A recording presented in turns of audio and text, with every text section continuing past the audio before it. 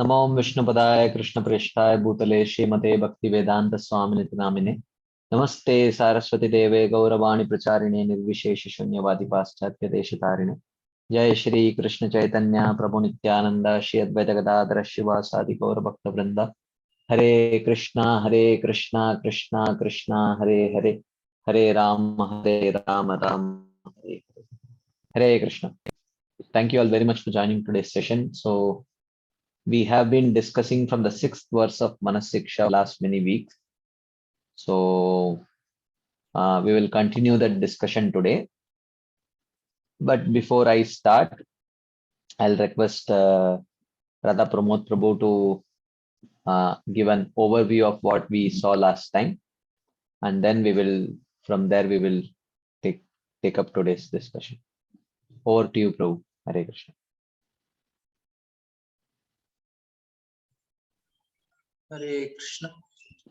Om Jnanatimirandasya Jnananjanashalakaya Chakshurunmilitam Mena Tasmai Sri Gurave Namaha. I'll just summarize in 2 minutes what we saw from Shivram Swami Maharaj. So he says, burning oneself by bathing in the trickling urine of ass. Why such graphic language? He says, bathing in the urine of an ass. Who is in right mind who want to bathe in such a thing? And but we get carried by externals and think that we are doing is what we are doing is spiritual. So and then we wish to clean our heart, our body. So would we use donkey's urine? We'll just get dirtier and dirtier. So no one will come closer, even to speak of Radha and Krishna. So as is a stupid animal, only another stupid animal will associate. And trickling is urine is continuously pouring drop by drop. Such a disgusting scene. And burning oneself. The soul is burning in a fire of deceit and hypocrisy. Very unpalatable. Now Raghunath Das Goswami using such a graphic language. Who is there right to want to do such a thing? Now he gives very nice solution. Yes, now we have to bathe in the ocean of Giridhari. And how it is done? By offering praise to Srimati Radharani, Rupa Goswami's Thavamala and other sources, and pray to Krishna in a systematic process of surrendering. Pray, meditate on Lord and chant the holy names. And then how Rupa prayers and meditations from Krishna book from Srimad Bhagavatam Chaitanya Charitamrita, which Prabhupada gave us, and reading the prayers by Rupa Goswami, and also again and again we are praying and offering similar traditional prayers are composed by our compose our own prayers. These help us to meditate on Krishna. So prayers and meditation. The sadhaka one who is constantly practicing. And the second solution is surrendering with hope for service. So why should Radharani give us service? Sri Raghunath Goswami says, I am a rascal and offender, but he prays to Radharani, you have a butter soft heart which melts constantly by the warmth of your compassion. So whether qualified or not qualified, can actually make a claim for mercy, and asking for mercy in the mood of process of chanting the holy name of Lord. Now another is anticipation of mercy. I beg with the sweet words while rolling on the bank of Yamuna. This unhappy soul is not fit to be neglected. I have faith that Radharani and Krishna are very merciful. Somehow or other, if you see how much I want their mercy, sooner or later they will give it to me, although I am unfit with a crooked mind. So this is the anticipation of mercy. And then what should be the mood when we are praying? That is explained. Mood of begging, humility, no sense of entitlement. So this is actually very important. This mood is the only way one will be able to constantly chant. So now we are hearing so much. Still, if we are not able to offer prayers, that means we did not get that mood. Once you get that mood, the prayers will naturally come from our heart. We start begging only because we feel I am really unqualified. So this is actually very important. So now to acquire this mood is very important.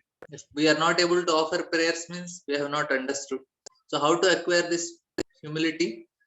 Practicing the symptoms of humility: soft speech, offering respect to others, no sense of entitlement, etc. And associating with those devotees who are themselves genuinely humble. And humility, constant engagement, that makes us free from deceit. Now, engaging your mind in constantly thinking about Krishna. How should we do?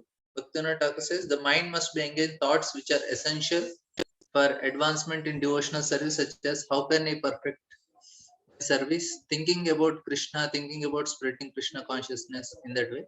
And in the end, conclusion, Bhaktivinoda Thakur says that this verse, of this verse, that the heart must be purified by humility, and in order to drive deceit out, and heart must be saturated with humility, and in order to keep deceit from coming back. So this is from Bhaktivinoda Thakur. So we'll just discuss what Bhakti Vigyan Maharaj. I'll just open it.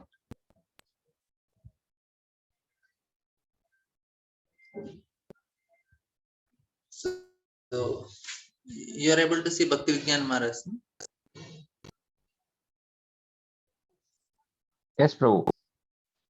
So here Bhakti Vigyan Maharaj, he starts with, he explains these two words, Are, hey you fool, a crude way of addressing. He says that that he has come to an end, like it was very much, it's a limit in addressing. So like a crude way of addressing the mind, and because you are already done so much, now you listen to me. And Bharakara is great ass, not just an ass, because you want to bathe means you need so much of urine. So he's telling it's a big ass. And then there is Kapata and Kutinati.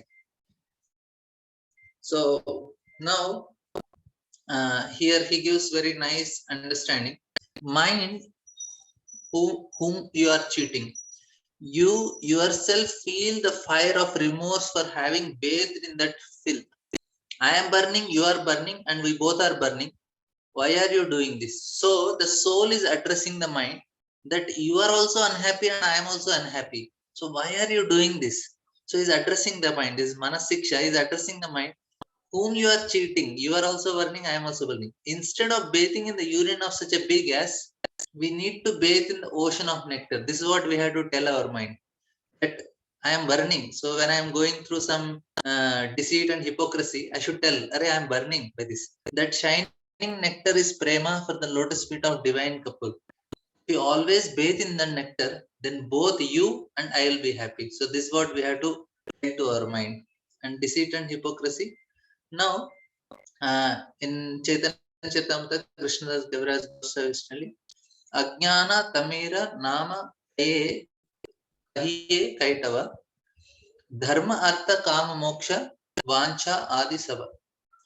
He's telling ignorance in our heart takes the form of deception, Kaitava. Ignorance is here defined as Vancha, desire for dharma, artha, kama, and moksha. So this is very important explanation Mara says. Why this is called deceit? He's telling that all these life goals, dharma, artha, kama, and moksha, in one way or another, put us in the center. So this is actually the deceit. We are trying to come in the center. Srila Vishnu Chakra Thakur explains that the living beings are eternal servants of God, so their main duty is to serve. But in Dharma, Artha, Kama, Moksha, we are becoming the focus. When we forget our true nature, focusing on body and the interest related to body, this focus is called cheating. So we are not supposed to be there, Lord. So what is cheating? Desire for dharma is cheating. Desire for to be pious is also cheating. Desire for moksha is also cheating. Desire for artha, wealth, and kama and lust, all are cheating only. So worst desire is moksha of all of them. So even somebody is there in moksha is cheating himself. The focus of our life should be to please Krishna. Trying to please Krishna, then will automatically become dharmic or pious, that should not be our focus. So to become dharmic is also a cheating without pleasing Krishna. Those who say, I want to serve Krishna, but instead keep on serving themselves, they are also cheating themselves. So, under the cover of serving Krishna, we serve ourselves, our own interest, our own petty desires, our ambitions. In this sense, cheating is exact opposite to love. If I love Krishna, I don't want to fulfill my interest. I want to serve Krishna. This Krishna consciousness or pure devotional service is the greatest path. The definition of cheating is also very strict because the path is greatest. Now the standards also should be very high.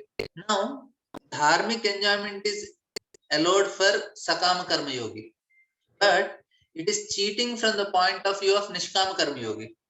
Because for nishkama karma yogi, if it is cheating because the person's goal is moksha. Nishkam karma yogi, if somebody is dharmic, is saying he cannot attain moksha, he is cheating. And now, from point of bhakti, the desire for moksha is also cheating because it distracts us from pleasing Krishna. So, this is actually what the definition is. Cheating is anything which we are desiring, which is not pleasing Krishna, is all cheating only. All kaitava dharma. So in Srimad Bhagavatam 8.9, Bali Maharaj quotes mother as saying, I can bear all kinds of sinners, but I cannot bear someone who is cheating. Everybody is cheating only. Cheating anything that distracts us from the mood of being servant of Krishna is cheating. Hare Krishna.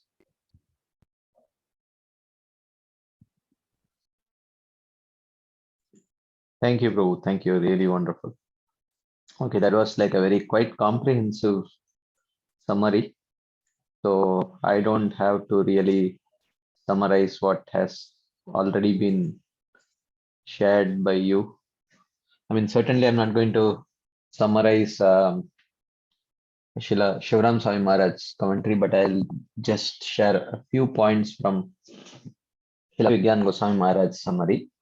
So as he said that, array is a very crude way of addressing. First, he does the Shabdartha. He elaborates on what the meaning of the words are and what they actually imply.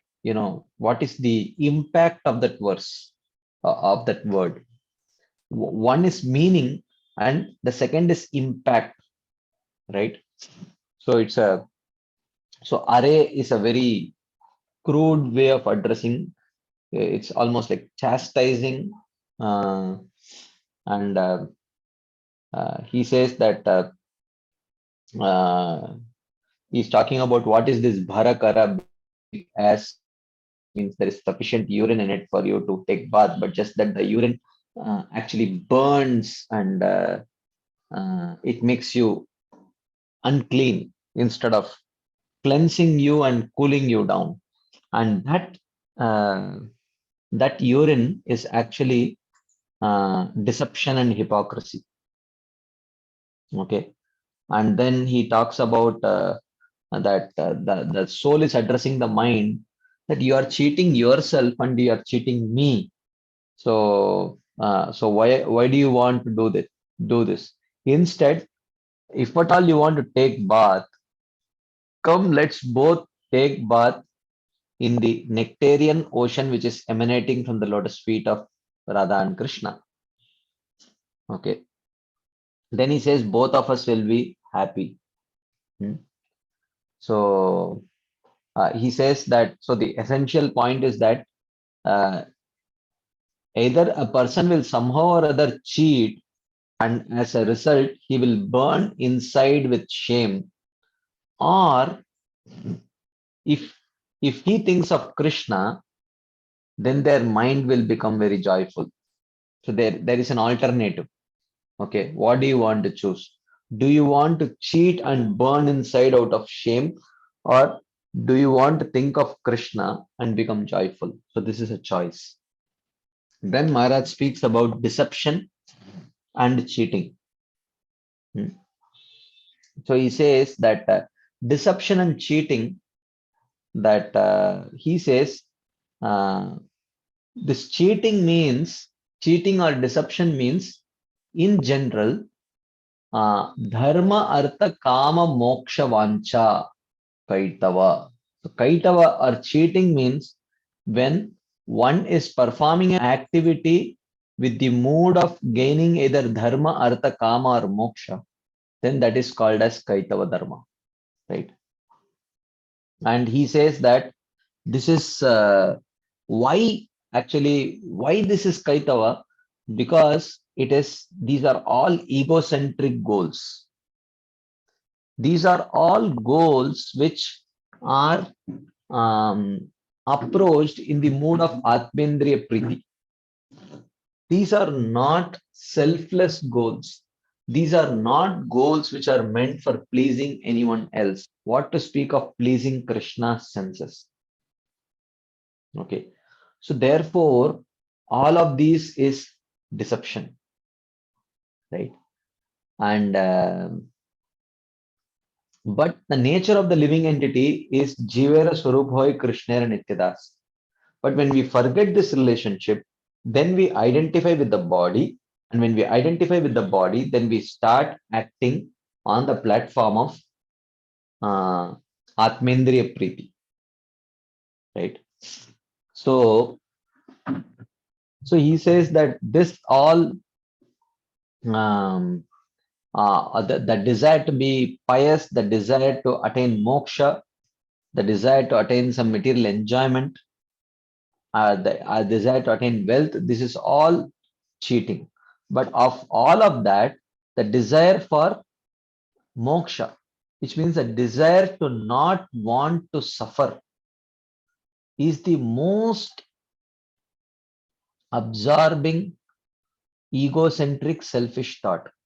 I don't want to suffer.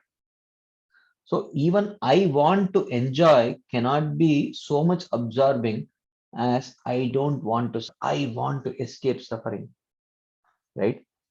So therefore, this is the most deepest form of cheating, which means we are cheating ourselves of the greatest enjoyment that the living entity can get by reviving his constitutional position of being a servant of Krishna. That is why it is cheating. And with this kind of a cheating mentality, Maharaj says, you cannot attain the absolute truth. So if we have to attain the absolute truth, then we have our process should be absolutely truthful process, that which helps us you know not cheat ourselves. We should be truthful to ourselves, which means we are doing something for our own benefit. But if we cannot do something which is contrary to our own benefit, uh, where we are cheating ourselves and hope to attain the absolute truth. So Maharaj says that unless we give up this propensity to cheat, then attaining Krishna is impossible. So which means cheat means hypocrisy. But not only that, he says cheating can also lead us to commit offenses. Why? Because when we cheat, then we are turning ourselves away from the path of attaining Krishna, and that path which goes in the opposite direction to Krishna is filled with offenses. So therefore he says cheating propensity um, uh, enhances offensive mentality, and offensive mentality further makes us cheaters. There is a separate section he's going to discuss about this in detail. But the point is that he says that this cheating mentality, which means harboring ulterior motives while practicing Krishna consciousness, naturally makes us um, commit offenses. And the more we get entangled in committing offenses, the more the desire for ulterior motives and cheating propensity increases. It's a vicious cycle. That's what he's telling. So we can approach Krishna if we completely eradicate our habit of hypocrisy, wanting to show ourselves to be greater than what we actually are. So, but in order to eradicate it, first we have to identify that my heart is infested with this tendency to cheat and be a hypocrite. Okay.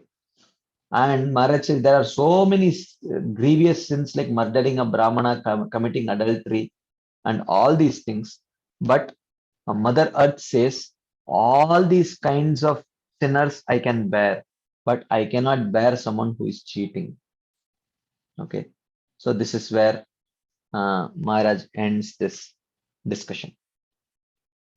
Okay. Before we start discussing the next topic, which is a very interesting topic, which is what is the role of mind in cheating? Before we go to discuss that theme, if there are any quick discussion points, comments, questions, maybe we can take for a few minutes before we resume our discussion. Anyone would like to share anything?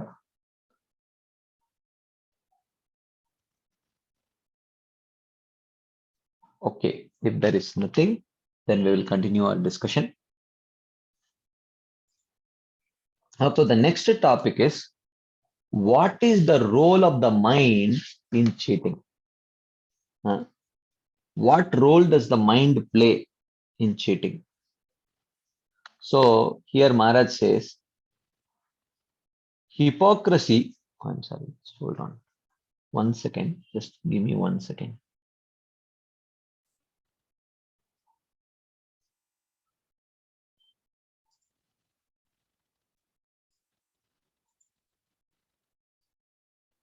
Just give me 1 second.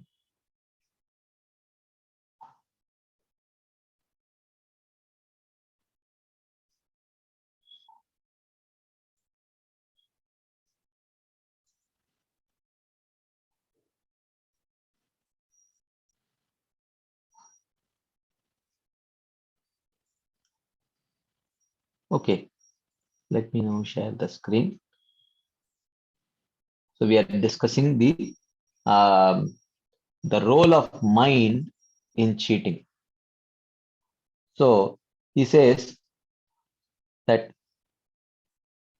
hypocrisy inevitably comes to us precisely because we are covered by a mind which is constantly filled with endless desires.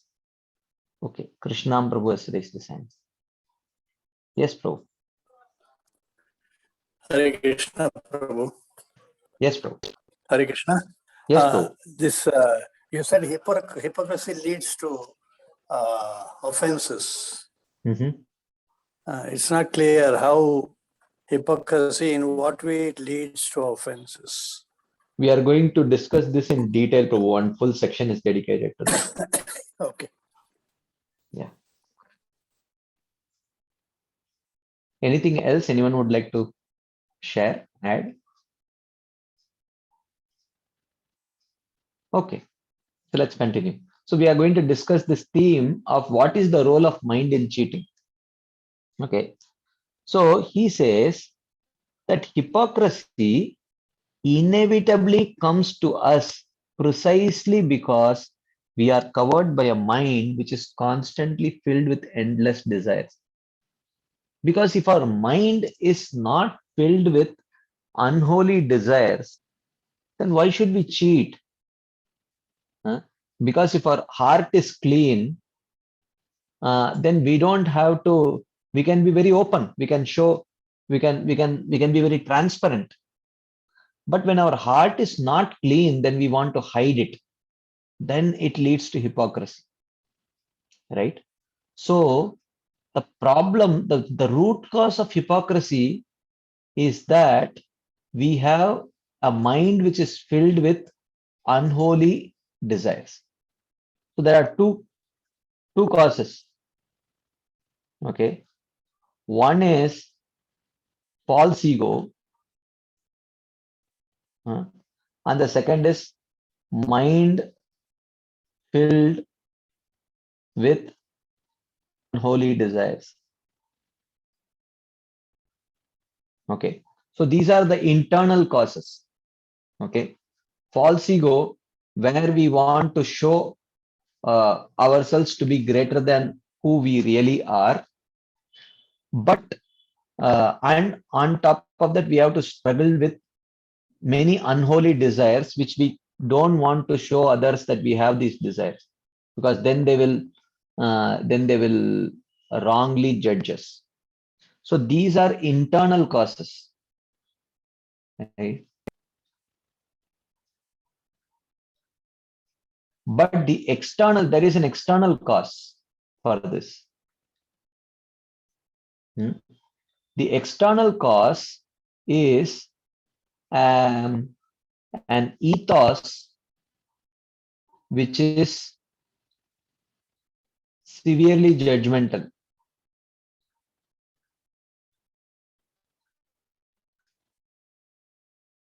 So sometimes as devotees, we are very easy. We are over exaggerated when it comes to glorifying also, and we are generally over exaggerating when it comes to negatively judging people also. So that is where the problem lies, because we are carrying a very strong value system of this is right, this is wrong. We have discussed this many times. But the point is, when someone is hiding something, when someone is not very comfortable sharing his struggle with us, maybe I am a cause also. I am not making him feel comfortable to share it with me. So there is a very strong systemic cause also to this problem of hypocrisy. So, okay. Are others able to hear me? Because Madhavi Gopi Mataji says that she is not able to hear me. Am I audible? Can someone share in the chat box? Okay, others are saying yes, they are able to hear. I think Mataji, you have a problem, I think. Maybe you can fix it. Okay, so we have to see, when people are cheating, when more and more people are hiding and cheating from us, then we will have to check and see, is there a systemic cause? Am I contributing in some way to push that person to act in that particular way? Okay, so therefore we have to see that there are two internal causes. One is the mind, which is filled with many unholy desires, and the need, our self absorption in wanting to be a very great person, much more than what we actually are.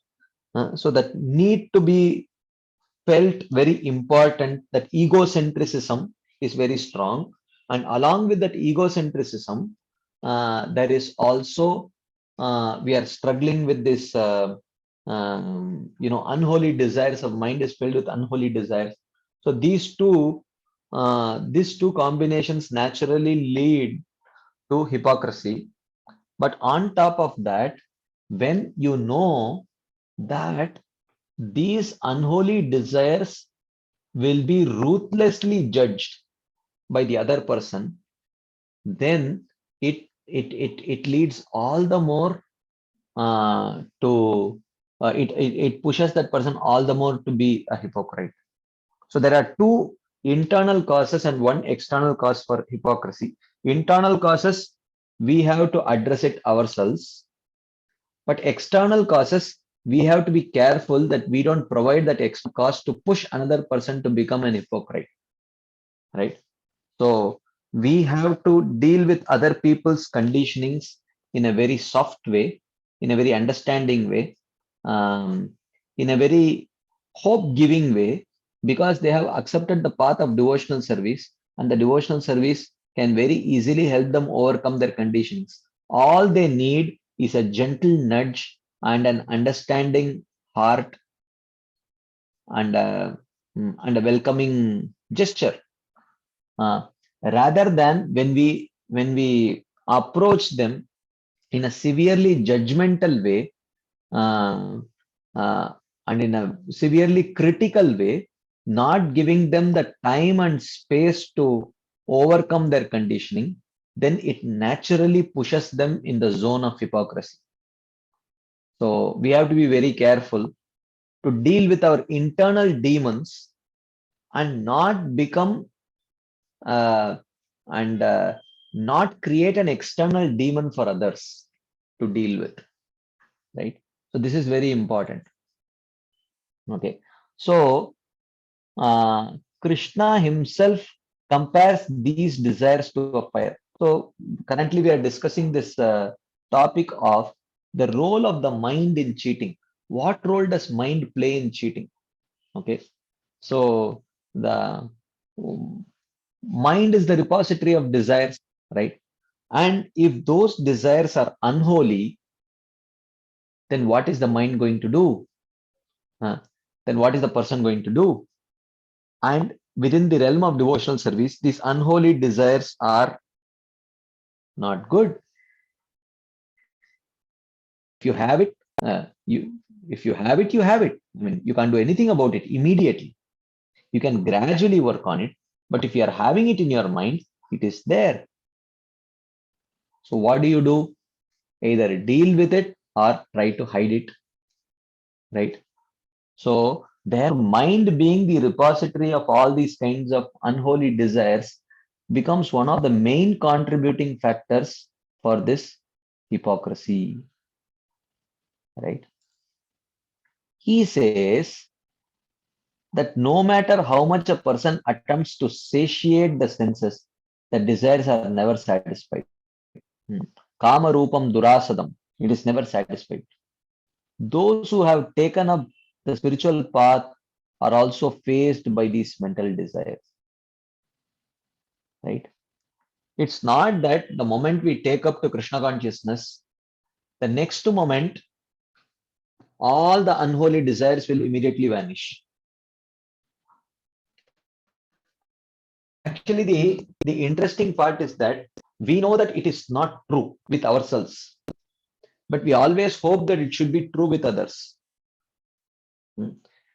We know that our unholy desires are going away gradually, but we expect other people's unholy desires to vanish instantly.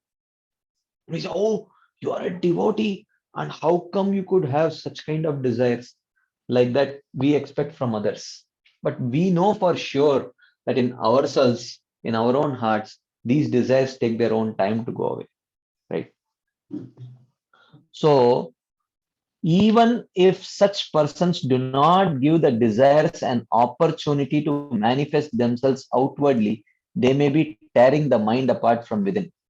Even though one may not be indulging externally, but from internally, from within the mind, these desires may be tearing the mind apart, right? So here, Raghunath Das Goswami compares this state of internal disgrace to fire and says, what is the point? He says, what is the point? There is no need to bathe in all this burning urine. Instead, choose to bathe in the ocean of love of Radha and Krishna and feel like you have been born again. So that is the point. So which means if we are saturating ourselves with Krishna conscious vibrations,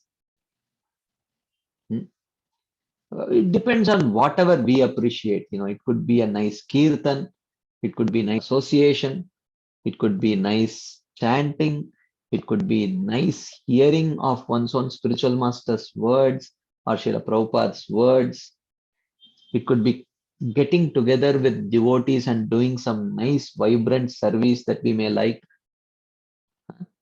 So in this way, if we are happily engaged, if we fill ourselves with happy Krishna engagements, then there is no and all of that when done in the mood of humility and in a sense of no entitlement and in a prayerful mood while appreciating the grace of Radha and Krishna.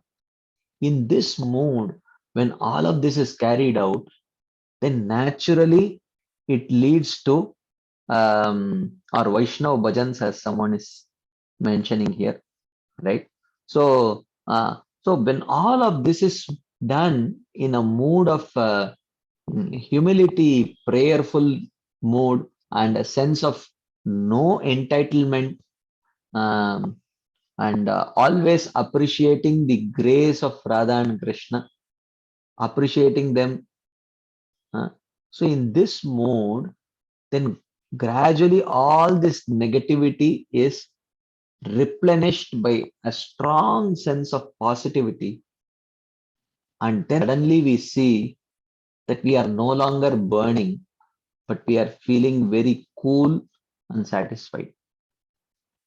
So I remember His Grace Radhesham Prabhu mentioning this. I have at least couple of times heard this. He says one of the symptoms of maturity in Krishna consciousness is that they no longer need someone else to engage them gainfully in Krishna consciousness. If no allotted service is there, they can still be very happily and gainfully engaged in some Krishna conscious activity on their own. So it's not like, oh, I'm getting bored. I don't have any other service. I've completed my 16 rounds. What do I do? I'm getting bored. Uh, so it's not like that. So 24 hours you give them and don't give them even a single engagement, they will still be happily engaged 24 hours a day.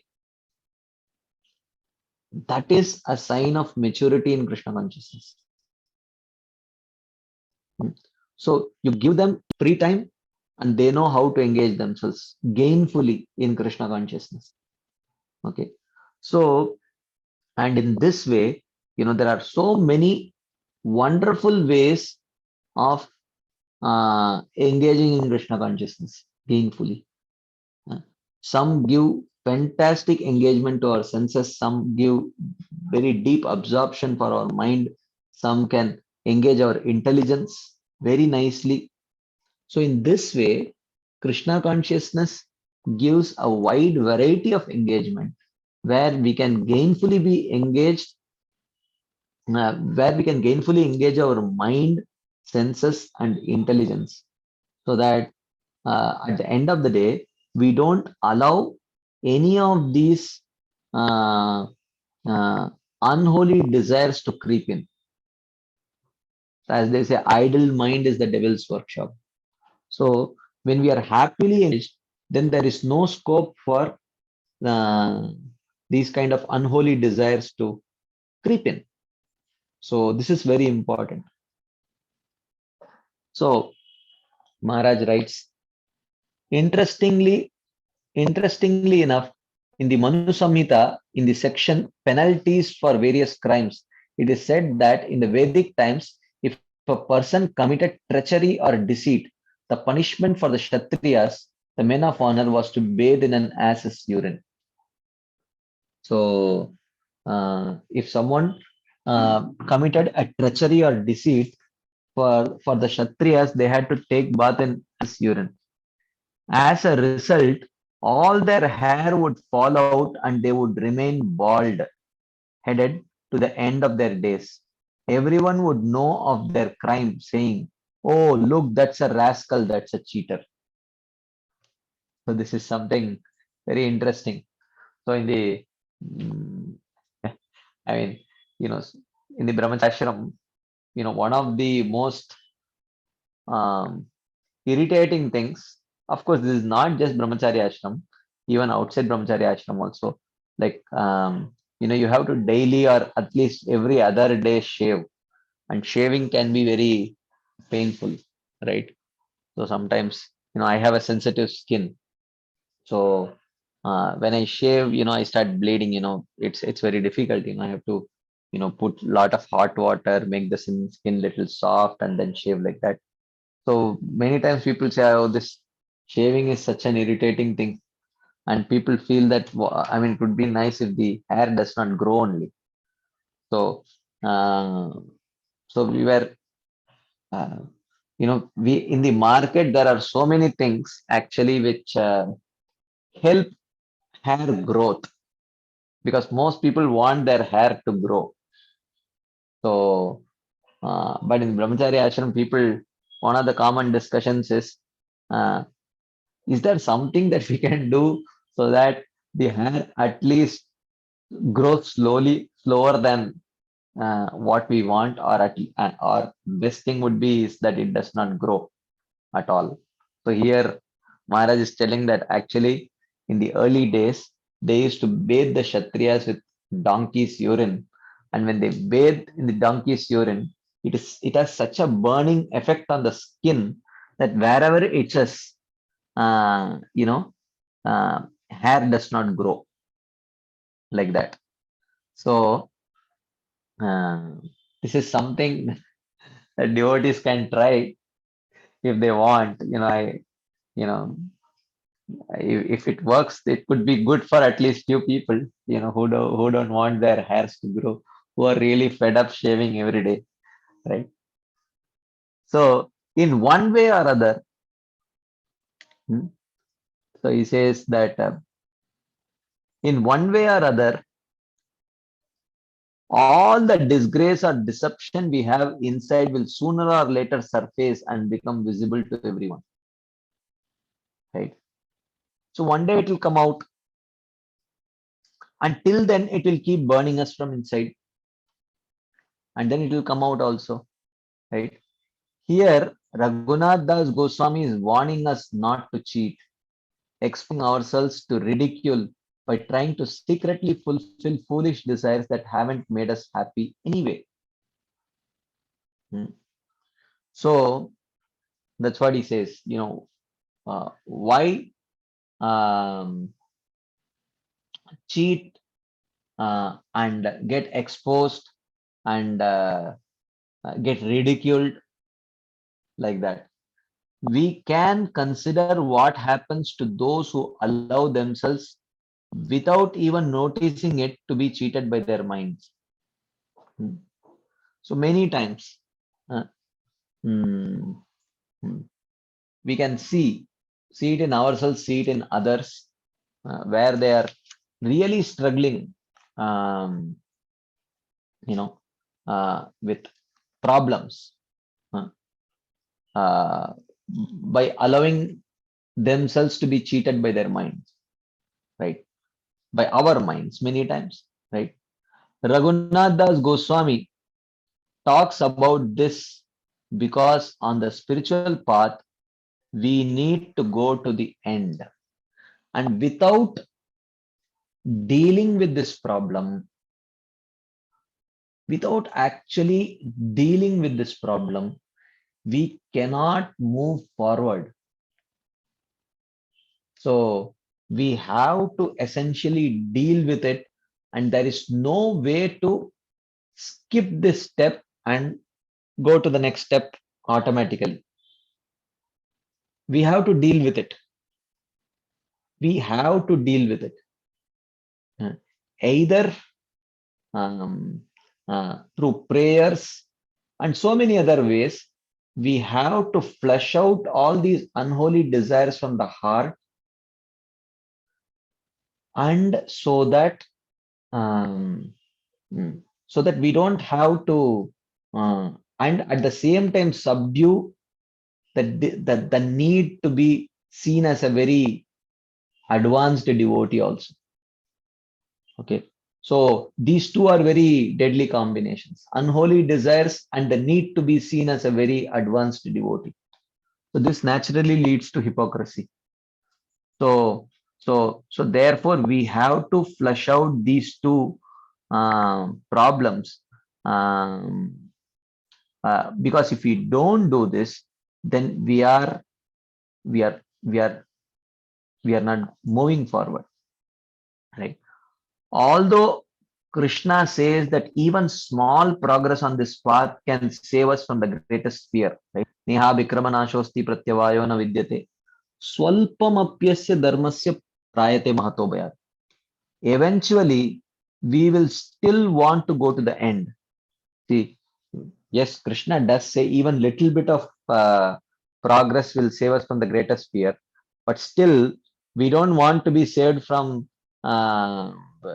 But still, we will not be happy just to get a human birth again, right? We want to progress while having a human birth, and then we want to achieve till Krishna Prem. It's not that TK, at least I'll get a human birth, I can continue to practice bhakti. Anartha nivritti, let it take its own time. We cannot say like that, right? So ultimately, we want to reach Krishna Prem, and sometime soon. So if we want to reach there sometime soon, then we will have to deal with this. We can't try to avoid dealing with this. To do so, we will have to completely destroy the pride within that. That Raghunath Das Goswami speaks about in the first verse. Sada dambam hitva kururatim apurvam atitaram. One has to give up this pride of wanting to be seen as a great devotee.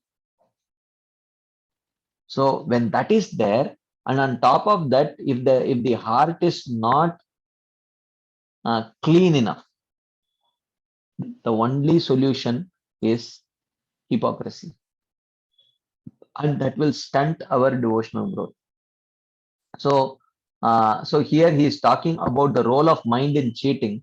The role of mind is that it is a repository of all kinds of material desires, and when these material desires are there, and then on top of that, if you want to be seen as a great devotee, then it will naturally lead to hypocrisy. So the mind being the repository of material desires is one of the key players in pushing that living entity to bathe in the donkey's urine of hypocrisy and deceit, right? So then Maharaj is going to speak about pretense. But before we move there, if there are any quick discussion points, comments, we can take.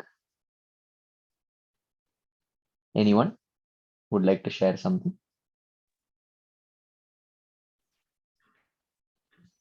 So what is the difference? Like a person has conditioned nature and he is behaving in a particular way. And then here what Maharaj is telling that he is trying to fulfill his desire. So this is cheating. So the person is acting out of conditioned nature.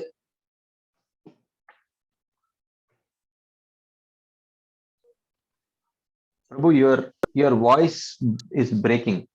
After you spoke about a person is acting due to conditioned nature, and after that I didn't hear. So there is one more point, like Maharaj says that this is cheating. Like a person is trying to fulfill his desire is cheating. So what is the difference between both of them? See, a person, when he is succumbing to his conditioned nature and realizing that I am not progressing in the right way, I need to give it up. And he is doing the necessary things of Gandharva Giridhara Prema Vilasat Sudambodau Snatva.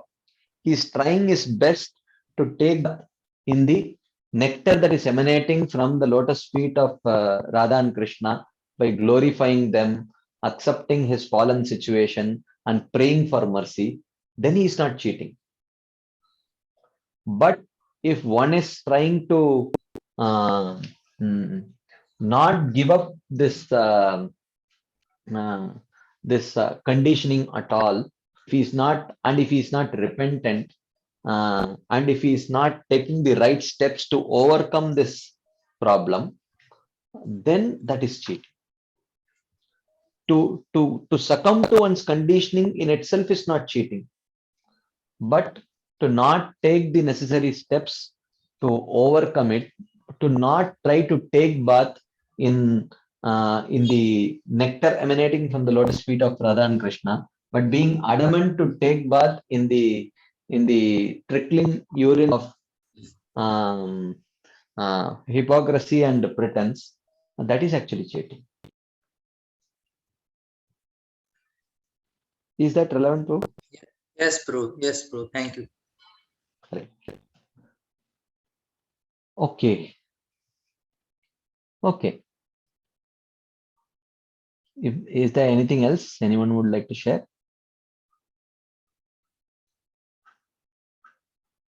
Okay, so we'll continue then. Okay, so the next theme that Maharaj is discussing about is pretense. So what is the root cause of pretending? Pretending means pretending to be something that we are not. Okay, so why do we pretend? So Maharaj says it is pride that makes us pretend, because we are constantly putting on guises. We cannot understand or see God, because when we are consumed by pride, when we are self-absorbed, then we are all the time trying to act in such a way to impress others, gain appreciation all the time, that we don't have any mental space available to think of Krishna. When we are so self-absorbed. So we don't have any mental space available to think of Krishna. So this is a big problem. And that's why we are always in anxiety. We are unable to see him in the heart of other living beings. We can't see how he manifests himself outwardly. We can't hear his voice within, and we cannot understand how he speaks to us through the mouth of our spiritual master. Why? Because we are constantly thinking about me, myself. Okay. What people will think of me, what people are thinking about me. How can I show myself? How can I be in the good books of everyone? How can I inspire everyone to praise me?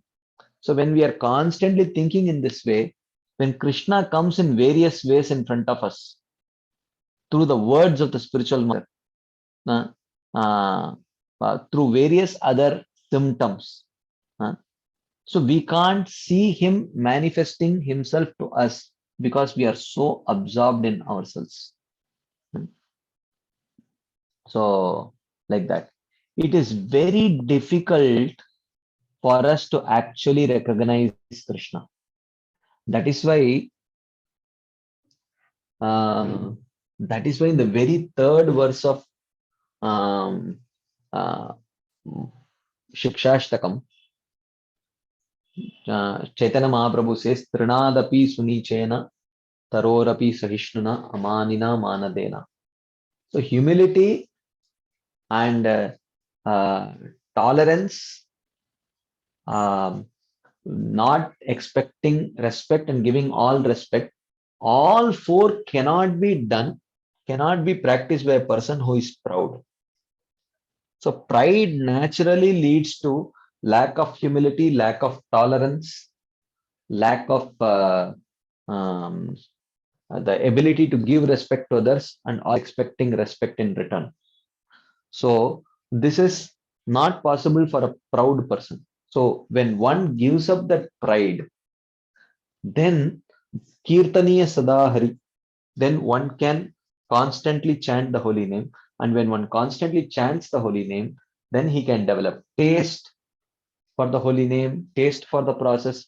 When he develops taste for the process, then while performing that process with taste, he can become eventually attached to Krishna. at the stage of asakti.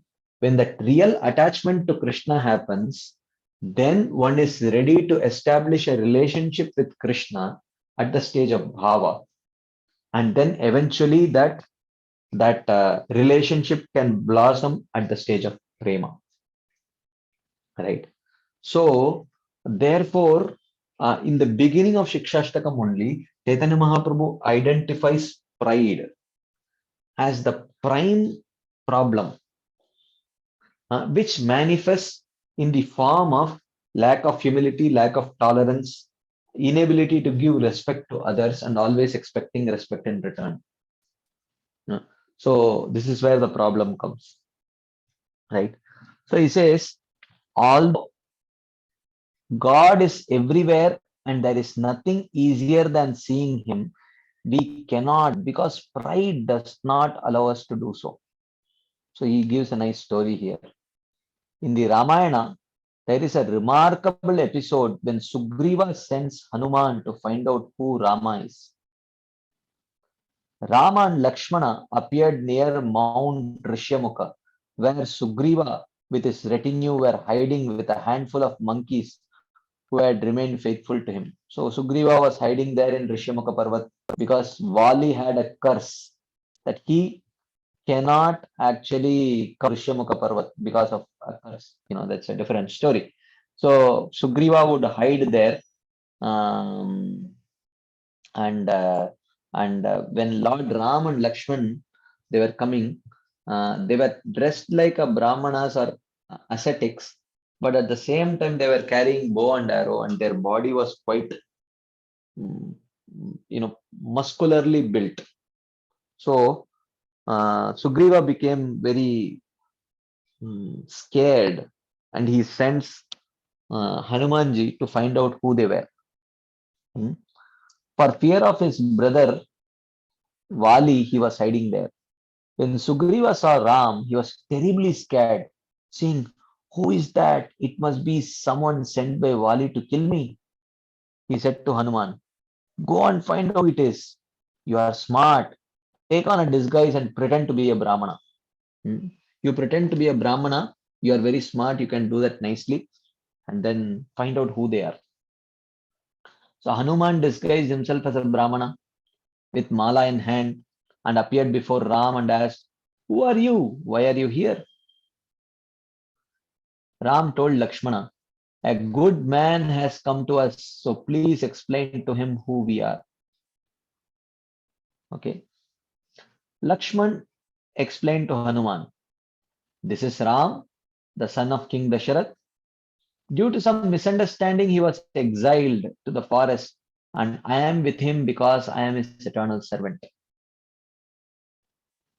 So, as soon as Hanumanji heard this, Hanuman slapped his forehead in consternation because since early childhood, he had been chanting the name of Ram, Ram, Ram, Hare Ram, Hare Ram.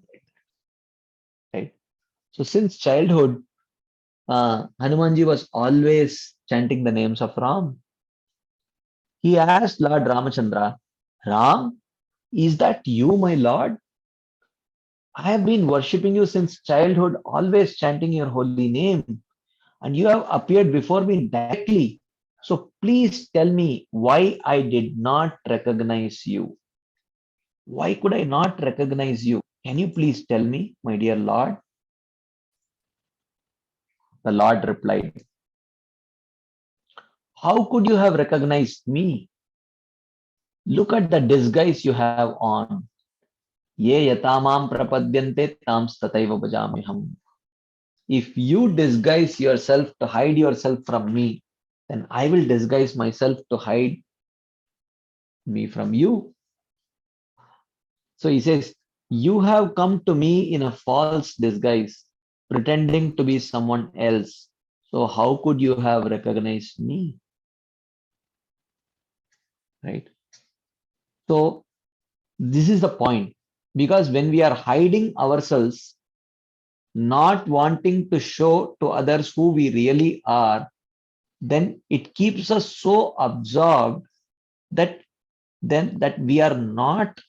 we cannot see what the other person is and what he is saying and what he is meaning, because we are so self-absorbed. So pretense leads to a strong sense of self-absorption, because when you're pretending, we have to be very constantly thinking about what other people are thinking. Are they finding out that I'm pretending? So it keeps us so self-absorbed that when the Lord appears,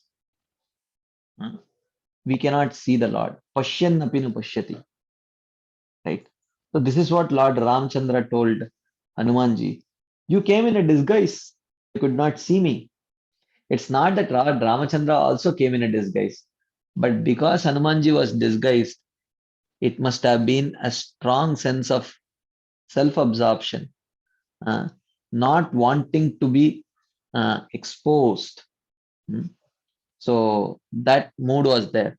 But Lord Ramachandra was not dressed in an ascetic attire to not wanting to be seen by others as ascetics. But Hanumanji was in disguise, so he could not see Lord Ramachandra. Hmm. So he says that is a very important lesson for all of us. As long as we pretend to be someone else, we won't be able to recognize Krishna, even if he is standing right in front of us. Right? Accordingly, Raghunath Das Goswami is urging us to give up cheating. He says that if you want to cheat Krishna, then Krishna will necessarily have to cheat you and deprive you of the opportunity to see and recognize him. Right?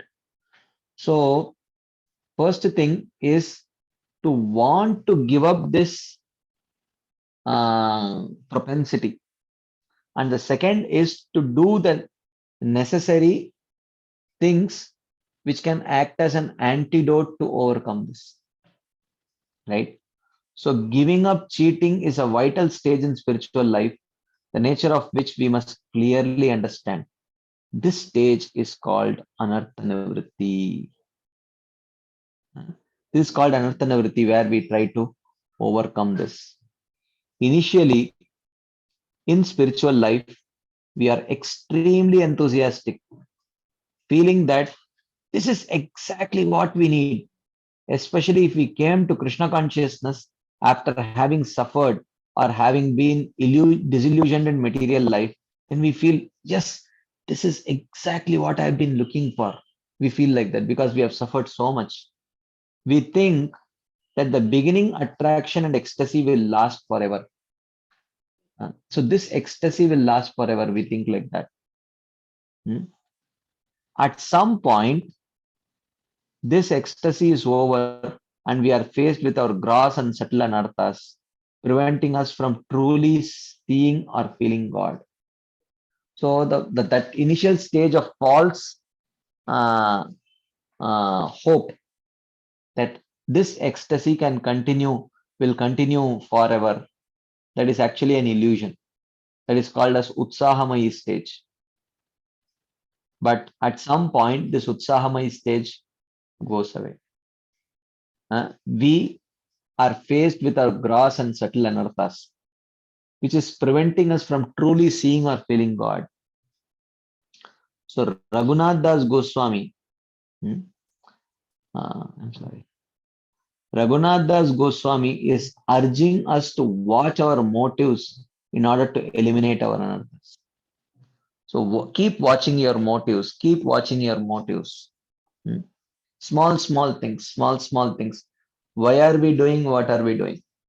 Are we doing this to actually uh, show ourselves to be very great? So in this way, we have to keep watching our motives. In a number of lectures, Srila Prabhupada very easily defines Anartha Nivritti. He says, you have stopped smoking. That is already one Anartha less.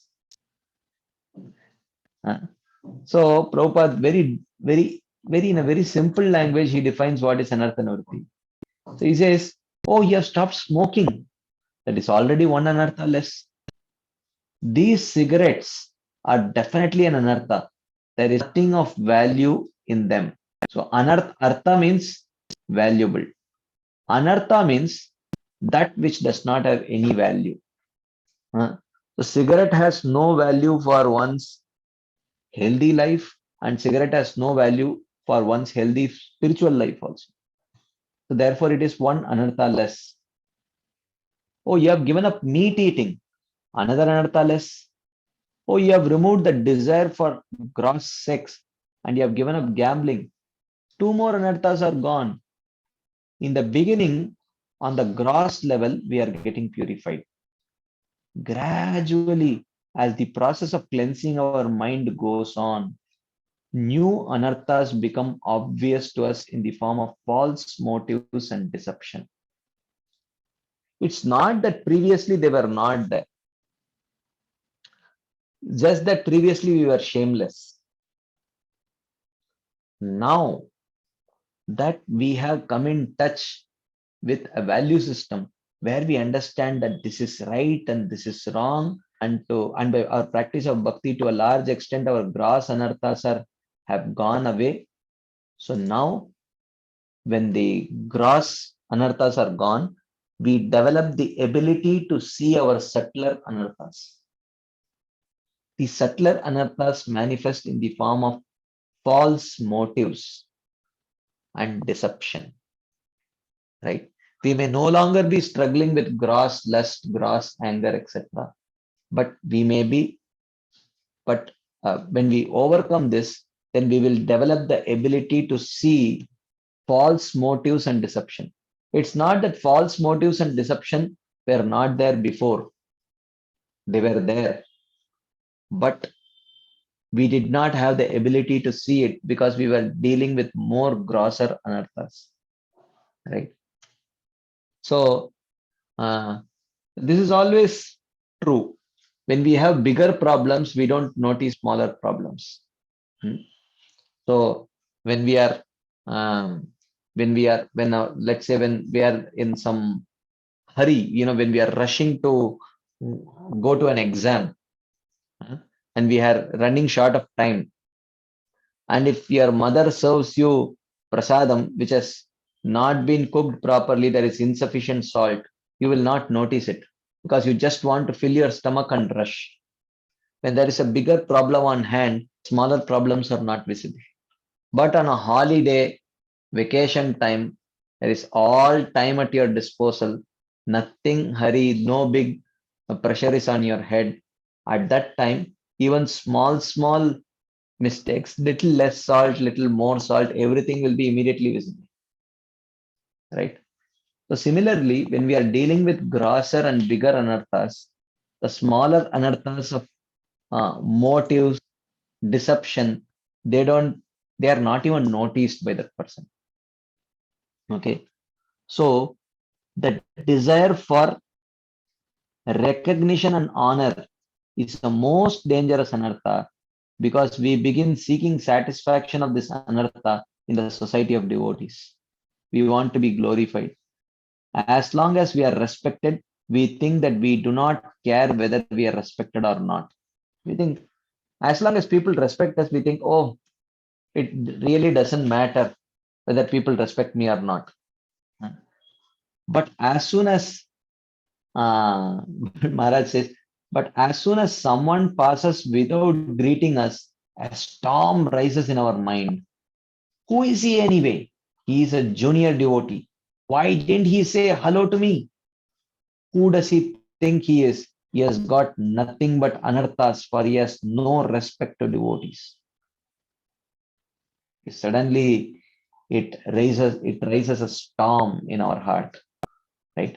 As long as we keep getting respect and recognition, we don't notice it. But the moment someone does not give it, then it raises a big storm in our heart. Okay. So, this subtle desire for recognition in essence is the same as the most subtle desire for sex. We want to be recognized and respected so that in one way or another, we are put in the center. We want to be the center of everyone's mind, discussion, etc. But the problem is everyone thinks like that. That's why there is a lot of issues and tussles. Another very important point we must understand is that sometimes the anarthas come in a very subtle way. That is what deception is about. Sometimes the anarthas come in a very subtle way. Sometimes our material attachments disguise themselves so well, it is impossible to recognize them. Right? Sometimes our attachments come in such ways that it's impossible to recognize them. Right? They may come in the form of some noble ideas or in the form of austerities in our service. So I have some very noble idea like that. But that noble idea may be born out of my own attachment. It may be my own attachment, but I think, hey, I'm doing it for someone's betterment only. One may think like that. But we may think, but even though we may think that we are doing it for that person's betterment, but it may be my own attachment. It's a subtle thing. For example, right? For example, sometimes when we chant the holy name, we get distracted by some great revelation. And before we know it, this revelation has already distracted us from Krishna. Many times during japa, only such brilliant ideas and revelations come. Right? Therefore, we must understand that all these anarthas or material attachments that we face in the process of cleansing the heart will take very perverted forms. So, for example, he says Arjuna's attachments came to him in the form of compassion and love for his spiritual master, which Arjuna thought was very noble. Guruna hatva hi mahanubhavan shreyo bhoktum bhikshamapi haloke. Atvartha kamamstu guru nihaiva bunjiya bhogan rutira pratigna. He gave such perfect sounding arguments. He says that you are asking me to kill my grandfather and guru, Krishna. Isn't it better to go to the forest and beg and eat than to kill one's own grandfather and guru who are fit to be worshipped with flowers? You are asking me to worship them with arrows. Isn't it better to go to the forest and beg and eat than to live such a vainglorious life? So Arjuna thought that this was compassion and love for his spiritual master, but actually it was his material attachment. So similarly, if we really had a noble desire, then for helping someone or for a desire born out of compassion, when it is not fulfilled, then we will not be overtly disturbed by it. But if it was our own personal attachment, if it was our own personal attachment, deep-rooted personal attachment, which we are covering in the form of some noble desire, I mean, we are honestly thinking that it's my noble desire, but what we are probably not recognizing is that it is my own attachment. And when that is shaken, then we get deeply disturbed. So when we get deeply disturbed, then we should understand that it was my own attachment. It was indeed a noble desire, but it was not so noble as I thought, because it was noble to some extent, but it was more of my own attachment than the noble desire. So Arjuna thought that, isn't it compassion and love for spiritual master? And Krishna showed, no, this is just weak-heartedness and your own material attachment. Okay. So, however, Krishna saw this attachment as an anartha. Therefore, he says, Kutastva kashmalamidam vishame samupastitam anarya jushtam aswargyam akirtikaram Arjuna. Krishna says, Kutastva kashmalamidam.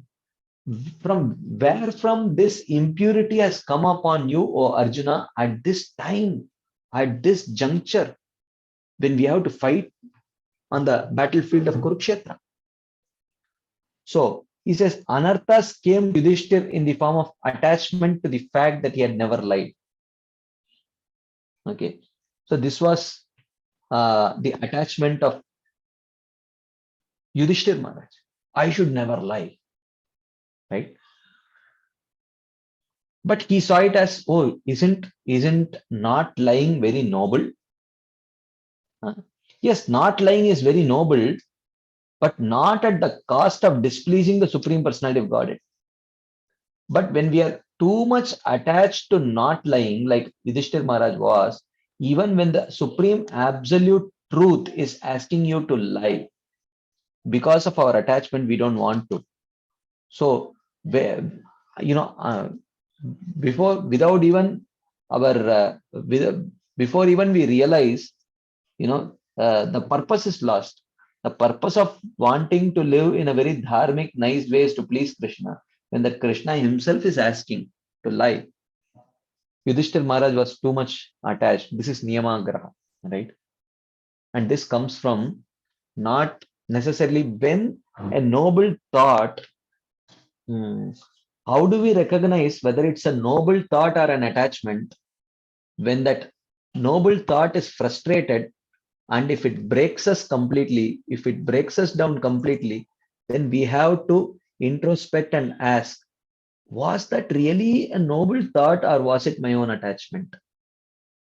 So this is something that we need to introspect, right? That's what Maharaj is indicating here. So he says, in the Puranas,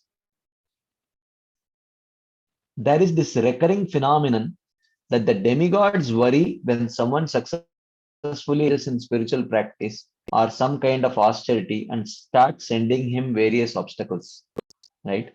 Whenever someone is performing great austerities, Indra becomes very insecure and he starts sending some obstacles. Indra, in his heavenly kingdom, sends some apsara to distract the practitioner from his austerities.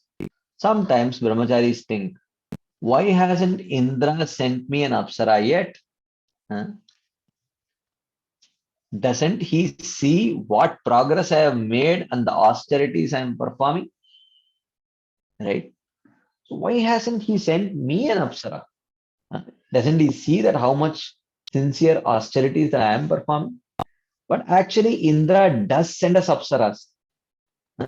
You chant the Mahamantra and suddenly an apsara appears in your mind and starts dancing. She is sent by Indra because all the demigods are situated in our body and senses. Right? When we are performing devotional service, all the distractions we are sub to are sent by demigods. But here, demigods are not sending these apsaras against the wish of the Supreme Lord. Okay. So it's not that demigods are scheming against the Supreme Lord, where Krishna wants you to nicely perform devotional service without any distraction, but the demigods want to keep distracting you. It's not that the demigods are acting against the will of Krishna. Krishna can use the demigods to test the sincerity of the practitioner or to give him some healthy obstacles so that he can he can work to overcome them, and in that way exercise his uh, muscle of free will. Hmm? But we should think about what an apsara is. This is a very important point. Sometimes obstacles can take on a very beautiful shape. Hmm? Sometimes obstacles can take on a very beautiful shape, right? Chaitanya Mahaprabhu himself said, "Na dhanam, na janam, na sundarim kavitam." I do not want sundarim or kavitam. I do not want lovely words, lovely ideas, and lovely thoughts. Hmm. So while chanting, this is what we get, right? Lovely words, lovely ideas, lovely thoughts. Hmm. So this is a distraction. Huh? So nadanam, najanam, na sundarim kavitam. Sundarim kavitam means lovely poetry. Hmm. When anarthas come in a gross form, they are not as dangerous as when they come in a subtle form. Because when they come in a gross form, we can immediately identify it. But when they come in a subtle form, it's very difficult to identify it, right? As a result of deception, we lose the ability for introspection, right?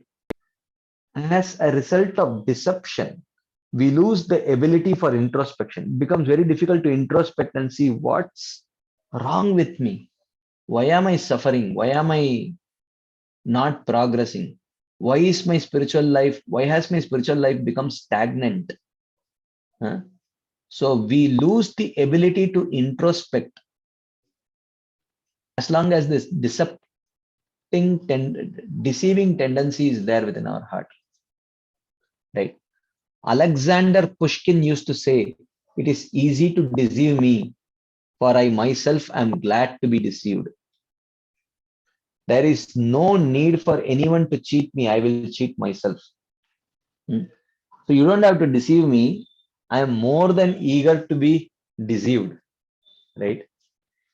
People lose their ability for introspection and for self-analysis. So they start reassuring themselves that everything is fine when it is not, right?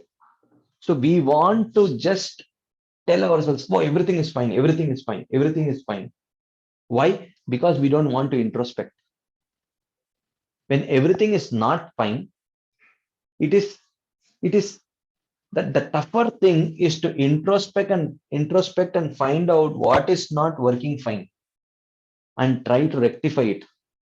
The easier thing to do is to uh, just cover it up and say, "No, no, no, everything is fine, everything is fine," right?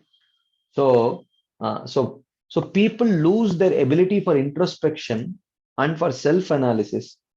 So they start reassuring themselves that everything is fine when it is not.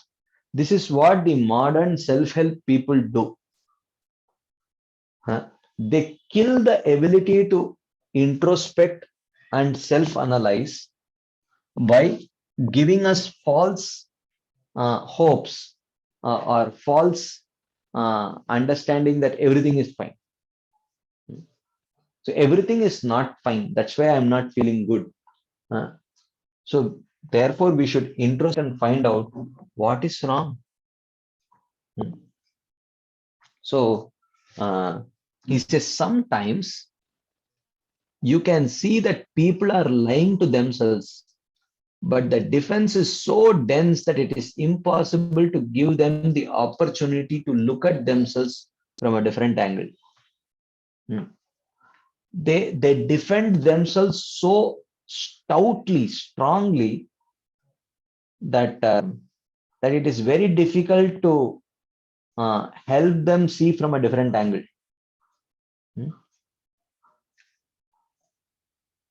Which means they're absolutely convinced that the other person is at fault, and I am perfectly right, and no, there is a other angle to look at it, but no, I am not willing to look at it. So so therefore it becomes very difficult. That is the problem of deception. It is sometimes so deep, a person loses the ability to see their self-deception. They can't see that I am deceiving myself. They can't see that, no, mm, you're thinking that this is, you're born out of your noble idea, but this is actually born out of your own attachment. Mm. So, but we cannot see. This is why it is the duty of the devotee to be constantly introspective and to ask, how sincere am I? What are my motives? What drives me? How sincere am I? What are my motives? What drives me? And actually, in devotional service, it is important that we have such kind of devotees association, either seniors or equals, with whom we can have such conversations, right? With whom we can, with whom we feel very comfortable having such conversations. Prabhu, uh, can you help me? Is this a problem with my motive? Can you please help me understand? Uh, and sometimes, many times, if we have the right kind of association, if we have the right kind of, especially senior association with whom we have like really good relationship, and you feel very comfortable taking feedback from that devotee, they can identify when you are being too hard on yourself by taking all blame on yourself and suffering. And sometimes they can also see when you are being too lenient on yourself and putting the blame on others, right? So it is very important. See, introspection need not be done alone. Introspection can be aided by like-minded, affectionate, more advanced devotees. They can aid our introspection. They can churn our introspection. So that way, it is very important that we should have some people to whom we go and say, Shishyasteham shadimam tvam prapannam, karpanya doshopahata swabhava, prachami tvam dharma sammoda cheta. Like Arjuna asked Krishna, he went and surrendered. I am no longer your friend. I am a soul surrendered unto you. What you are going to tell, I am going to accept. You please aid my introspection. You please assist my introspection. I am willing to introspect. I am not going to defend myself. I am not going to justify myself. I am willing to introspect. Tishyasteham shadimam tvam prapannam. I am a soul surrendered unto you. You please tell what I need to do. So it's very important. We don't have to do it all alone. But if we have invested in developing good, at least some really good, genuine, good quality Vaishnava relationships with whom we are willing to have such conversations. It cannot happen with everyone. Even within friendships or senior junior relationships, uh, there are different kinds. With some kind of relationships, it's very natural. You very easily open up and you share your struggles. But with some other kind of relationships, it becomes very difficult. So every relationship is very unique. But it's very important that we have at least some people with whom we are willing to go and say, Prabhu, please do your examination and tell me what's wrong with me.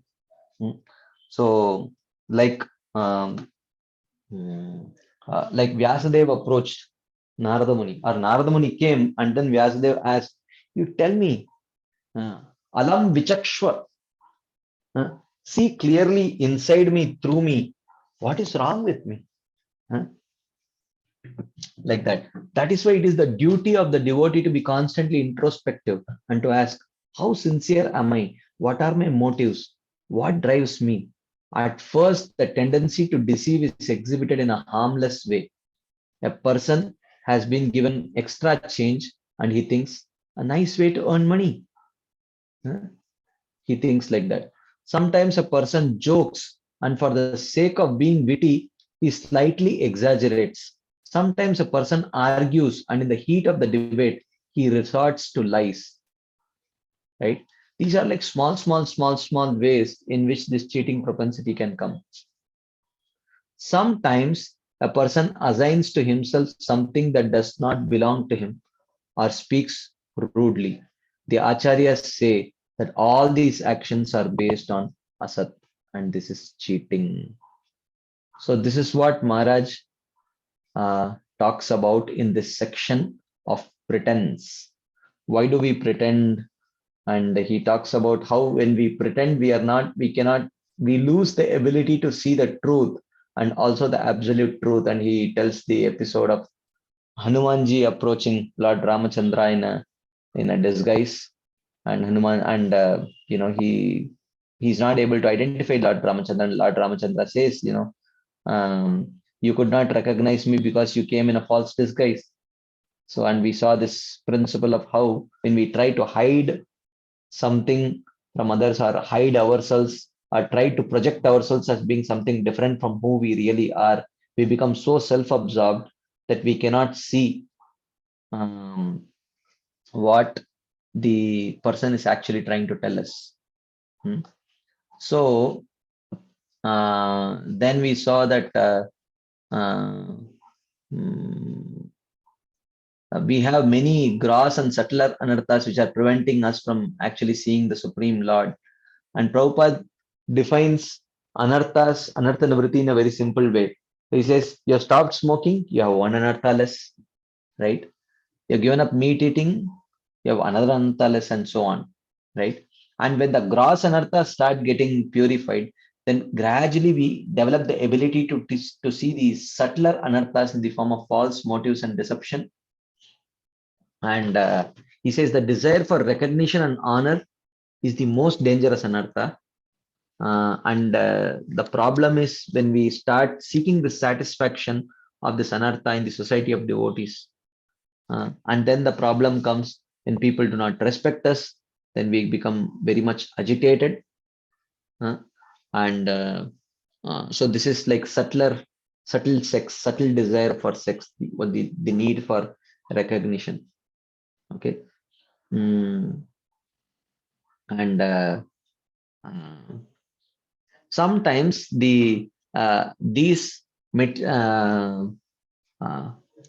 sometimes these kind of anarthas or deception comes in the form of a thought that I have a very noble desire. Uh, I had a very, I did it for the very right reason. So so the problem is that when we do it for the right reason and when it does not, when it backfires, if we did not have any amount of personal attachment to it, we will not be so disturbed. But if we become too much disturbed when it is misunderstood or when it is backfired, it means that it was not just a noble desire, but it was a personal attachment. Okay. And another subtle way in which these anarthas can come is when we chant the holy name. He says that he gives the example of Arjuna when he was telling that, oh, I don't want to kill Drona and Bhishma because of compassion and love for my elders. But Krishna said, are you sure? Are you sure it's not weakness of heart and your material attachment? Right? And in the case of Yudhishthir Maharaj, it came in the form of the attachment to never lie, which he was telling that, I should be, isn't it dharma to not lie like that? Right? So therefore, he says, in the Puranas, he talks about how the demigods become very agitated and they send apsaras. But even in our lives, we may not get gross apsaras, but then while chanting, sometimes very beautiful ideas and thoughts come. That is also an obstacle. Uh, so the subtler the form they take, the more difficult it is to identify, right?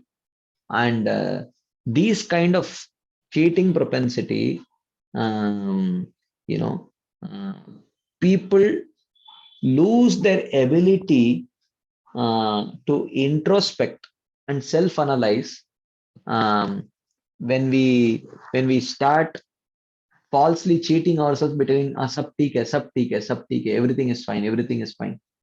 When everything is not fine, we should actually be introspecting and analyzing ourselves.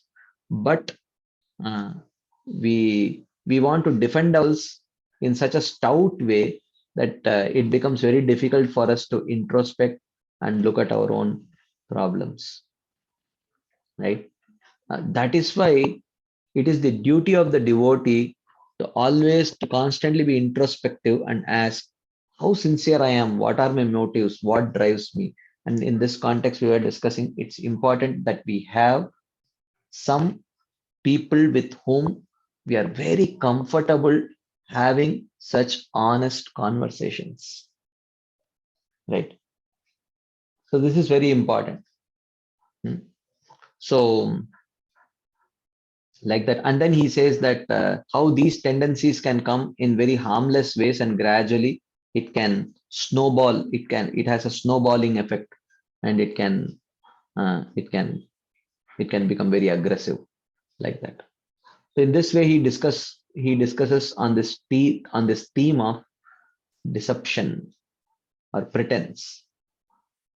Okay, before we move on to the next theme, which is actually he discusses the path of deceit. Before we discuss that theme of the path of deceit, if there is any quick discussion points, comments on this theme of pretense, we will take for a few minutes before we move on to the next theme. Yes, Krishna Rupa Mataji. Hare Krishna Prabhuji, Dandavat Pranam.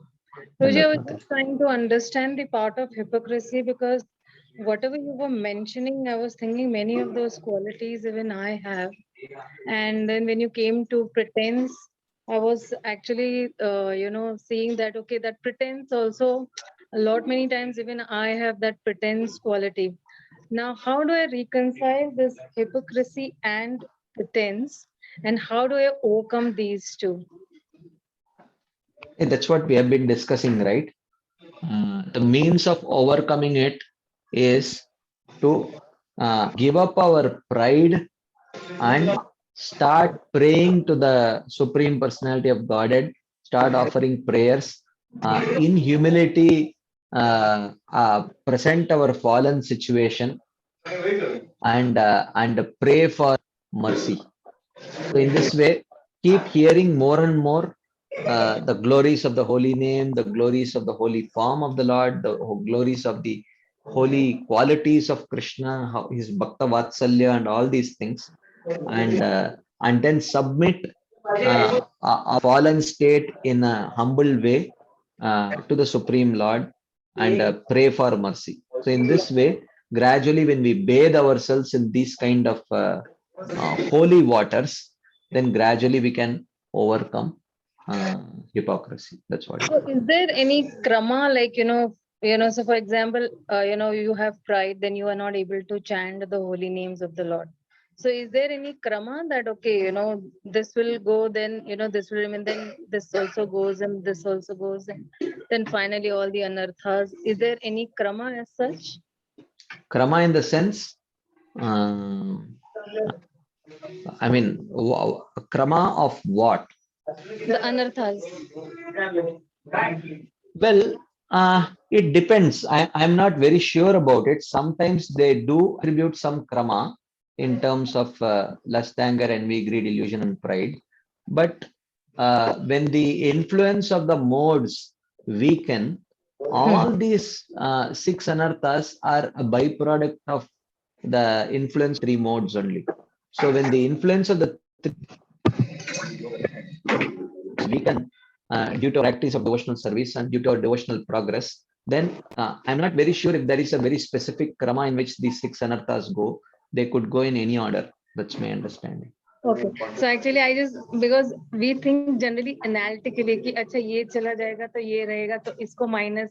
We think in terms of plus and minus. So I was just asking. Even I don't know if there is a krama or not. So I thought just let me ask you. Thank you, Prabhuji. Thank you so much. Hare Krishna. Anything else anyone would like to share, add, discuss? We have spoken, we have read a lot and we have churned a lot. Now it's time. If you have anything that you would like to share, add, subtract. Yes, Srinivas Prasad. Hare Krishna. Yes, bro. Danut Pranam, Prabhuji. Dandat, bro. Yes, bro. Prabhuji, I just need a clarification. I was reading one purport from Srila Prabhupada, Srimad Bhagavatam 4.7.5, where it was, the translation says, those who have had their arms cut off will have to work with the arms of Ashwini Kumar, and those whose hands were cut off will have to do their work with the hands of Usha. The priests will have to act in that manner. As for Brigu, he will have the beard from the goat's head. Then Srila Prabhupada in the purport says that even if the Daksha was given this goat head, but the intelligence is not changed. Prabhupada said the conclusion is that it is the particular consciousness of an individual soul which acts. The brain substance is only an instrument which has nothing to do with the real intelligence. The real intelligence, mind, and the consciousness are part of the particular individual soul. It will be found in the verses ahead after Daksha's head was replaced by the goat's head. He was as intelligent as he had previously been. He prayed very nicely to satisfy Lord Shiva and Lord Vishnu, which is not possible for a goat to do. Therefore, it is definitely concluded that the brain substance is not the center of the intelligence. It is the consciousness of a particular soul that works intelligently. The whole movement of Krishna consciousness is to purify the consciousness. So here, Prabhupada is mentioning that the intelligence does not matter.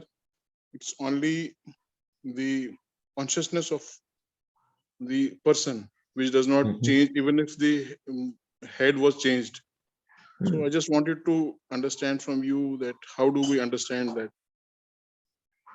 I'm just trying to understand how is it connected to the current discussion. The intelligence, the mind which we use in our, like, if we want to rectify our, that we have anarthas, but here it's talking about the consciousness only part. So our intelligence just No. The Prabhupada just says the intelligence is not in the brain, it is there in the it is connected to the consciousness. Yes. So that's what that's our understanding also. He's not telling that one should not use our conscious intelligence. He's not telling that intelligence does not matter. Intelligence should be guided by our consciousness, that's all. And even according to it is Prabhupada also mentions that the brains in the beginning only it was mentioned. It appears from the exchange of Daksha's head that the modern scientific theory that the brain substance is the cause of all intelligent work is not valid. The brain substance of Daksha and that of a goat are different, but Daksha still acted like himself, even though his head was replaced by that of a goat. Okay. Yeah. So that's what he says. The brain is not the source of intelligence, it is heart. That's what Prabhupada says. He does not say that intelligence is not important. He says that the modern understanding that the brain is the source of intelligence is not the right understanding, because when Daksha got the head of a goat, which means he had the brain of a goat, but he acted like a human being, which means that the intelligence, the source of intelligence is not the head, but it is the heart. So that is the point that Prabhupada is So making. the consciousness which one has to enhance in Krishna consciousness day by day. That, of course, yes, that is important. And for That is, that, one has to use one's intelligence to understand what is right and what is wrong. So the development of proper consciousness is very much dependent on proper utility of one's intelligence also. I was a little confused because Prabhupada and further Prabhupada also said that it does not matter what kind of a brain one has, because if it simply transfers his consciousness from matter to Krishna, his life becomes successful. Yeah, he says brain, he does not say intelligence. That is the point.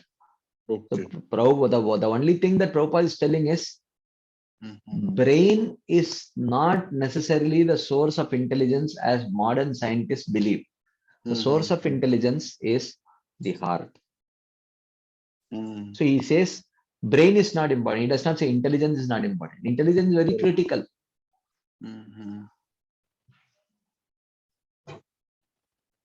But he acted in the similar way, even if the head or the brain was changed. Yeah, So, the brain changed, but the intelligence, but the source of the intelligence was the heart. Therefore, when the brain changed, the intelligence did not change. Yes, now it's clear. Thank you so much. Thank you. Hare Krishna. Okay, Krishna Prabhu.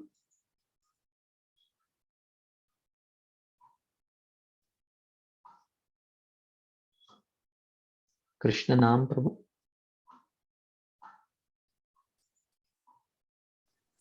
Hare Krishna. Yes, Prabhu. To answer Mataji's question regarding karma, one thing which comes to my mind is that first the grass anarthas will go away, and only then the subtle anarthas. This we can say it's one form of karma. And another thing is that the tamasic qualities will have to first go away. Then can we say like that first, for the first in the order to be driven out is the tamasic qualities, then the rajasic qualities, and then finally the sattvic anarthas? I am not very sure about it, Prabhu. Maybe, but I am not very sure if that is the way it is. First, the tamasic ones. It all depends on every individual's conditioning. Some people may have very strong rajasic conditionings. So for them, the tamasic things may go a little more easily than the rajasic ones. But for others who may have more stronger rajasic or tamasic conditionings, for them, so it all depends on people's individual conditioning. So is it that first the rajasic ones will, first the tamasic ones will go, then only the rajasic ones will go? I'm not sure about it, whether there's such kind of a krama is there. I think you're right. It depends on how deep rooted they are. How deep rooted they are, and how and also individual people's individual conditioning, what it is. Some may have more, yeah, as you rightly said, deep rooted. Someone may have a more deep rooted rajasic attachment and a more shallow tamasic attachment. So the tamasic attachment in that case will go out easily, but the rajasic attachment will take longer. But someone else may have a more deep rooted tamasic attachment, but a shallow rajasic attachment. The shallow rajasic attachment will leave early, like that. That's my understanding. Thank you, Prabhu. Hare Krishna. Madhavi Gopi Mataji. Hare Krishna, Dandavat Prabhuji. Dandavat. I was just trying to understand more about the apsaras which disturb while chanting. Like, which are the thoughts sometimes, if I will talk about myself, like sometimes we're just a thought of some service in hand you have, and that you start feeling, acha, aisa karenge, this is to be done, like, means this can be done this innovative way. So, and then we get consumed, at least I get consumed by that thought.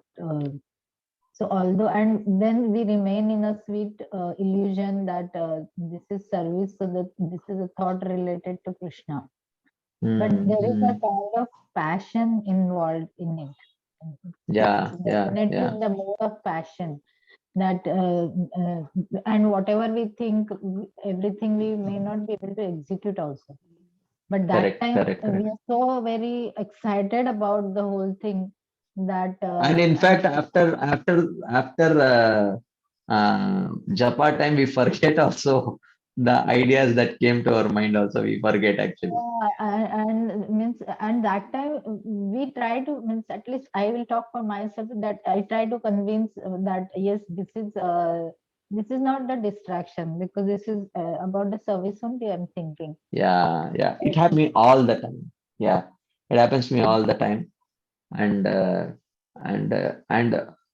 but yeah, but this is not the right thing to do, because we feel like that because on other days we may have uh, more tamasic or rajasic distractions which really affect us, and compared to that, uh, you know thoughts about one's own service seems to be a much more favorable distraction, but we don't see it as distraction, but we see it as favorable.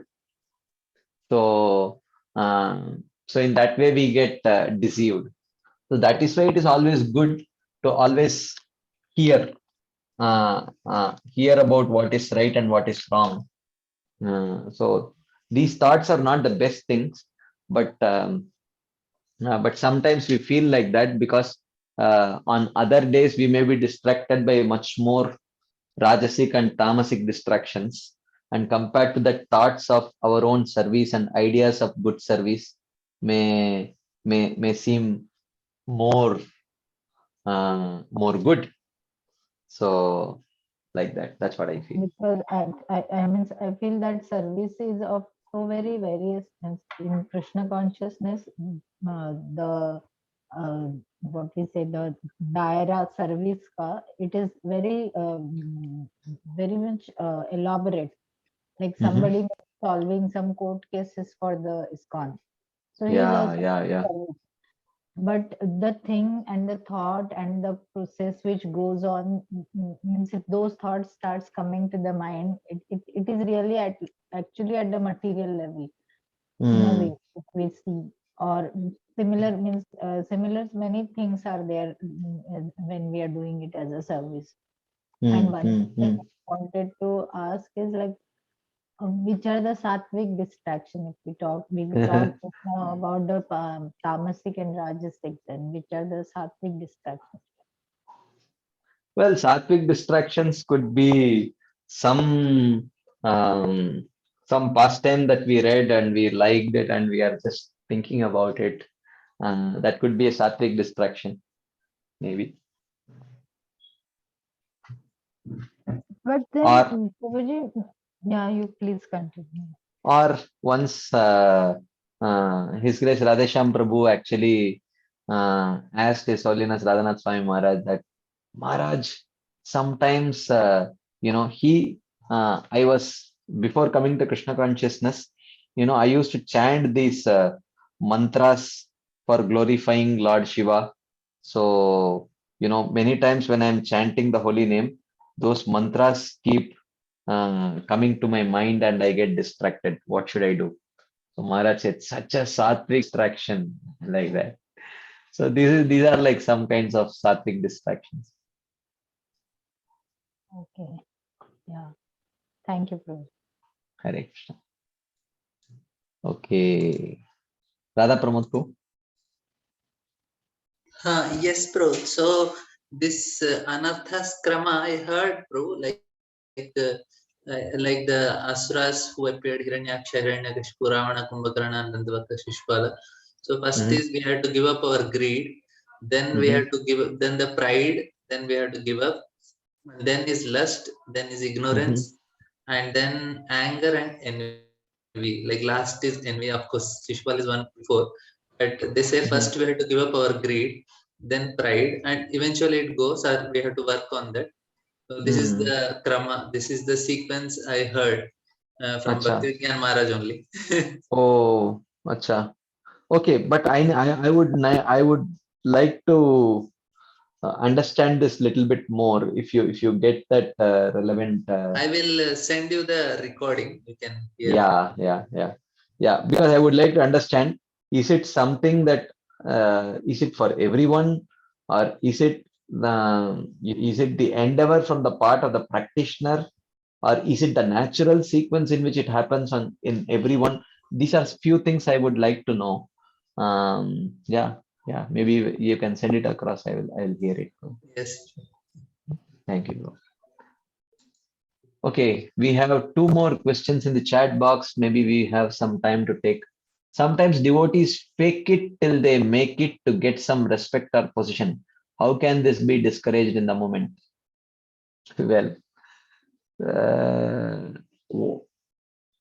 I mean, fake it till you make it is many times misunderstood by people. Uh, Fake it till you make it does not mean, fake it till you make it means we may not have enthusiasm, but we should act enthusiastically. Uh, I may not like to offer obeisances, but we should offer it. This is the meaning of fake it till you make it. Fake it till you make it does not mean that we are struggling, but we are posing ourselves to be very great in order to earn some respect and glorification. That is not fake it till you make it. First thing is we should actually communicate very clearly what we mean when we say fake it till you make it, because many times we quote quotations out of context. Actually, this was spoken by His Holiness Bhakti Tirtha Swami Maharaj, but there is a lot of context to it. Many times people quote these kind of statements from great devotees out of context, and I eventually end up confusing people actually. So this is certainly not what Maharaj meant when he said fake it till you make it. Um, so one should properly understand and properly understand and explain it also. And one of the things that we should have these kind of forums where we can have kind of discussions, uh, uh, which can help us introspect more and more in the association of devotees. This is also a very powerful way of helping people or discouraging people from doing this actually. Okay, another question. Just wanted to confirm, a noble thought comes when there is attachment to that person or activity. So why we need to introspect whether it is my attachment when it backfires? So it is obvious that a noble thought comes when there is attachment. Well, there are different types of attachment. When Okay, this is good you asked this question. I really appreciate because this is a very the question is very deep. I don't know how many people understood the question. A noble thought in itself is a kind of favorable attachment.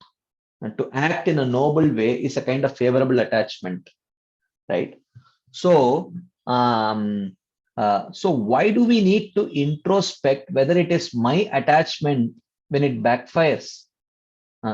So this is a very, very nice question. Actually, many times there may not be a noble thought at all. It may be just my attachment. And when it fires, when we feel bad for that person for whom we try to help. So if our lamentation or if our dejection is for the other person who did not get benefited, and if we are immediately willing to rectify our means and try to revise our plan as to how we can help that person, then it's proper attachment. But when it backfires and if it rubs our false ego on the wrong side and we are lamenting for ourselves and not for the other person, then it is an unfavorable personal attachment. Attachment in itself is not bad, but when that attachment is for oneself, and it is and if it is an unhealthy attachment for oneself, when it is rubbed, then we get dejected for ourselves. We are not getting dejected for the other person. When we start getting dejected for the other person because we had a genuine desire to help us, then instead of getting dejected, we will immediately start thinking, okay, how can I do it in a different way so that it can help that person? Does it make sense, bro? You can please type on the chat box and let me know. Does it make sense? Because you have asked the question also in the chat box. Is it clear? Have I understood your question properly? And was my response relevant? I don't know if you are typing something or not. Anyway, but these are few thoughts which I wanted to share. So it's already 9 o'clock. So I think we will end our discussion here. And thank you all very much for your very patient listening and your enthusiastic participation also. So it was a nice churning, nice questions, nice discussions. So hoping to have your association next week also. Till then, you have a very wonderful week ahead and a weekend that follows. So I wish you all a very, very happy and healthy and Krishna conscious new year. So hoping to have your association in 2022 also. And Hare Krishna. Thank you very much.